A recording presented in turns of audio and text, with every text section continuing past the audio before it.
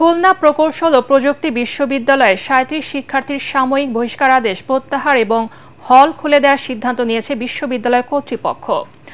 চলমান আন্দোলনের মধ্যে সিন্ডিকেটের জরুরি সভায় এই সিদ্ধান্ত নেওয়া হয়।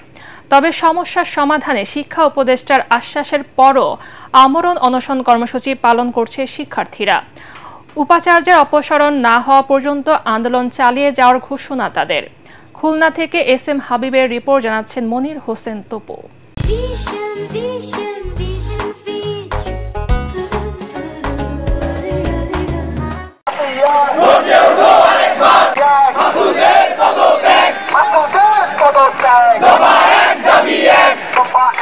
খুলনা প্রকৌশল ও প্রযুক্তি বিশ্ববিদ্যালয়ের ভিসি ডক্টর মোহাম্মদ মাসুদের অপসারণের এক দফা দাবিতে সোমবার থেকে আমরণ অনশন কর্মসূচি পালন করে শিক্ষার্থীরা। আন্দোলনের তৃতীয় দিন শিক্ষার্থীদের দাবি শুনতে ক্যাম্পাসে যান শিক্ষা উপদেষ্টা ডক্টর সি.আর. আবরার। তার আশ্বাসের পরও অনশন না ভেঙে তা চালিয়ে যান শিক্ষার্থীরা।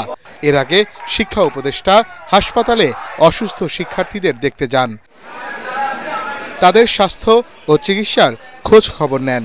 আমি তাদেরকে বোঝাতে চেষ্টা করেছি যে আইনের কিছু বিষয় রয়েছে, আমরা যাই করি না কেন সেটা আইন দ্বারা নির্দিষ্ট হতে হবে। আমাদের যে ইনকোয়ারি কমিটি, অত্যন্ত কম্পিটেন্ট ইনকোয়ারি কমিটি, তারা সেই আইনের মধ্যে থেকেই তারা সুপারিশ করবেন বলে আমরা আশা করছি। সেটা আমরা বিবেচনা করে যে সিদ্ধান্ত আমরা নেব সেটা অতি দ্রুত সেই সিদ্ধান্ত আমরা বাস্তবায়ন করব। ভিসির অপসারণের খবর না পাওয়া পর্যন্ত আন্দোলন চালিয়ে যাওয়ার ঘোষণা দেন শিক্ষার্থীরা।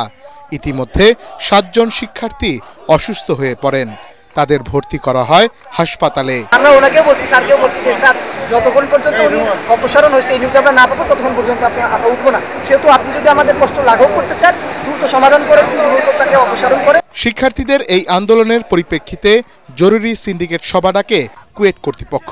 সভায় সাময়িক বহিষ্কার হওয়া ৩৭ শিক্ষার্থীর বহিষ্কারাদেশ প্রত্যাহার এবং হল খুলে দেওয়ার সিদ্ধান্ত হয়।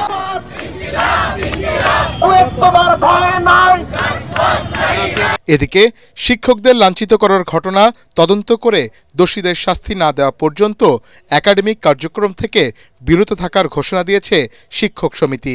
শিক্ষকবৃন্দকে লাঞ্ছিত করে, শিক্ষকবৃন্দকে অপমান করে কি স্বার্থ উদ্ধার করার জন্য যে চেষ্টা চালানো হয়েছে এ বিষয়ে শিক্ষকদের অবস্থান দৃঢ় থাকবে। এই ক্যাম্পাসের এই সুনাম নষ্ট করে, এই ক্যাম্পাসটাকে বাজি ধরে, এটাকে ব্যাটেল গ্রাউন্ড বানিয়ে কার এজেন্ডা বাস্তবায়ন হচ্ছে এটা নিয়ে আমরা শঙ্কিত। এই জিনিসটার আমরা তীব্র ঘৃণা ভরে নিন্দা জানাচ্ছি। সুষ্ঠু বিচার না হওয়া পর্যন্ত, ডেফিনেটলি তদন্ত সাপেক্ষে প্রকৃত দোষী যারা, সুষ্ঠু বিচার না হওয়া পর্যন্ত শিক্ষকবৃন্দ ক্লাসে অংশগ্রহণ করবে না।